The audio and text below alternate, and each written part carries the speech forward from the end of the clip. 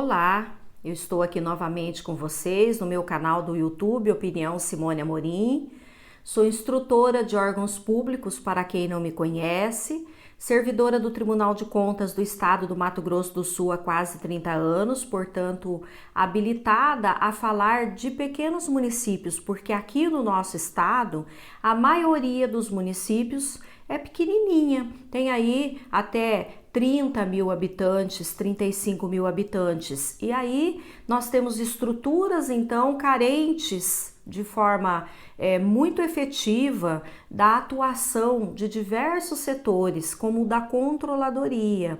Nós temos municípios que ainda não implantaram o pregão pela modalidade eletrônica e hoje nós vamos falar do pregão um pouco, mas nós precisamos entender que o apoio, como eu disse no vídeo passado aqui no meu canal sobre controladoria interna, da controladoria é fundamental no seu papel preventivo e corretivo. As duas formas de atuação da controladoria são muito importantes, especialmente no momento de implantação. Hoje vamos falar do pregão eletrônico, porque nós estamos vivenciando também por aqui, na realidade do nosso estado e me parece a nível nacional, nos municípios de igual porte, a implantação também dos estudos técnicos preliminares.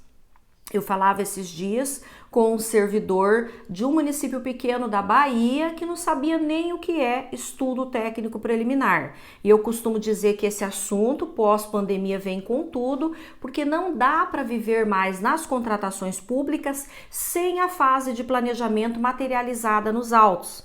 E com a implantação do pregão eletrônico, nós teremos aí nessa modalidade que não é nova, mas de uso, de utilidade nova, recente nos pequenos municípios que ainda não operacionalizam por essa forma eletrônica, certo? Mas nós teremos aí um forte impacto também nas demais modalidades, nos procedimentos das demais modalidades. Porque quando eu falo em pregão eletrônico, eu falo consequentemente na aplicação de boas práticas exigidas pelo decreto 10.024, que você não vai poder simplesmente aplicar só quando se tratar da modalidade eletrônica, só quando você utilizar recursos federais, por exemplo. Você vai precisar, e isso aí é uma necessidade latente, um caminho sem volta, também melhorar os procedimentos das suas modalidades tradicionais, pela implantação principalmente aí, olha, do cadastro de penalidades, da aplicação das penalidades, né, pela observância aí de questões que são obrigatórias no pregão eletrônico, como por exemplo no momento da habilitação, consultar os cadastros de penalidades, saber se aquele órgão, aquela empresa, aquele fornecedor, se ele não está penalizado, impedido de contratar com a administração pública que vai abranger você. Então, não é só uma penalidade que foi aplicada pela sua prefeitura, mas uma penalidade que pode ter sido aplicada pela União ou pelo Estado e que alcançou aí a impossibilidade de você contratar o seu fornecedor. E isso os tribunais de contas começam a observar, né? E não é necessário dizer aí, quando você começar a entender um pouquinho mais do pregão eletrônico, que você vai precisar atuar de forma similar também nas outras modalidades. E aí me pediram muito, inclusive lá no meu blog, Opinião Simone Amorim, onde eu deixo vários artigos tratando sempre de contratações públicas, né? O pessoal tem me pedido muito para falar sobre as fases do pregão eletrônico. Eu vou começar a falar sobre as fases separadamente, porque eu tenho falado bastante do pregão eletrônico. Mas, atendendo a pedidos, hoje eu gostaria de falar sobre a deserção lá no processo do pregão eletrônico. Por que sobre a deserção? Porque muitos colegas, pregoeiros aí, habituados à modalidade presencial, eles não se atêm no momento da deserção de uma licitação, eles não se atêm ali o mínimo, o básico, eu diria, para evitar os erros no próximo edital. Muitas vezes nós temos um edital mal confeccionado, que impõe cláusulas abusivas e que os fornecedores, os pretensos interessados em participar, não se deram ao trabalho nem de impugnar e nem de pedir esclarecimentos do seu edital.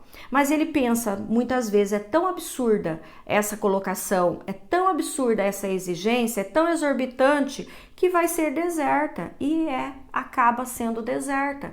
Então ele não impugnou, e aí eu digo, como dica de ouro para os pregoeiros, não se sinta ofendido, como se tivesse brigado com você, pessoa, alguém que impugna a sua licitação, que impugna o seu edital.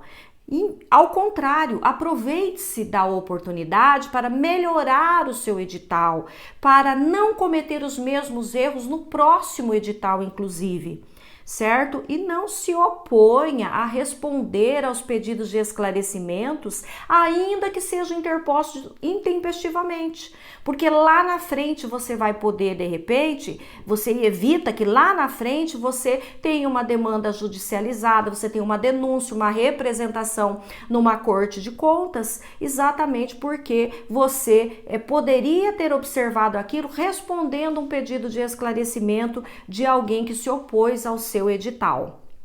No momento da deserção, então, e aí o sistema que você escolher, eu tenho defendido sempre o Comprasnet, porque ele é gratuito, porque ele é completo, porque ele é formalizado e gerido pelas mesmas pessoas que trabalham na legislação, que vem lá de cima da União para ir aí sendo implementada nos municípios a seu modo, de acordo com a sua estrutura, mas é um pessoal entendido. Ele tem o apoio do SICAF, tá? O SICAF de extrema importância, inclusive se você não adotar o Comprasnet aí, né, na sua licitação modalidade eletrônica, mesmo assim você pode no seu pequeno município se utilizar do SICAF para evitar ficar fazendo cadastro manual. Tem muito município que ainda faz o sistema de cadastro manualmente, que não tem aí um suporte tecnológico. Então aproveite-se aí do cadastro que é obrigatório utilizar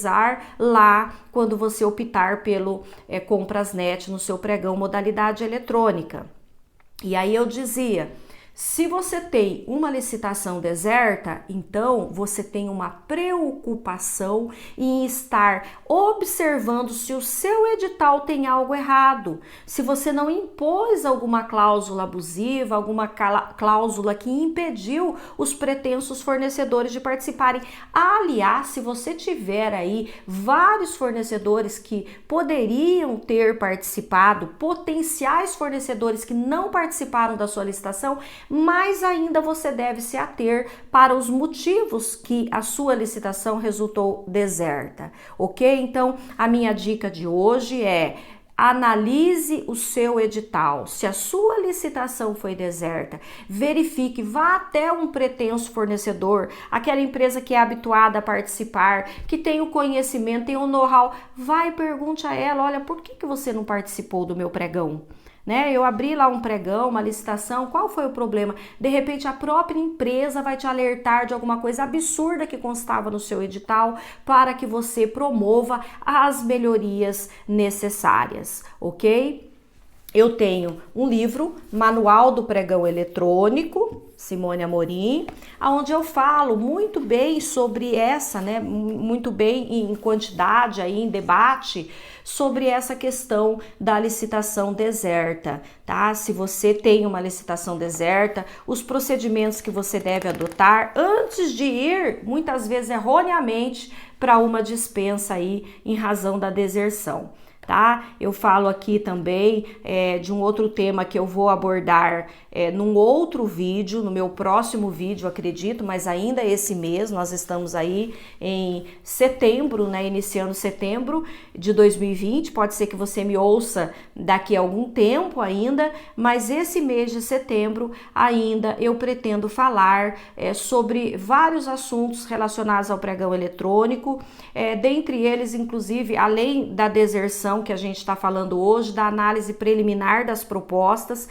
que é outro tema onde eu tenho visto muitos erros recorrentes dos colegas pregoeiros aí, que já vão ali inabilitando as propostas que elas entendem inexequíveis nessa fase preliminar aí das análises das propostas, quando a gente abre a sessão. ok? Então, se você gostou, deixa o seu joinha aí, faça algum comentário, se você tiver alguma pergunta, faço questão de lhe responder.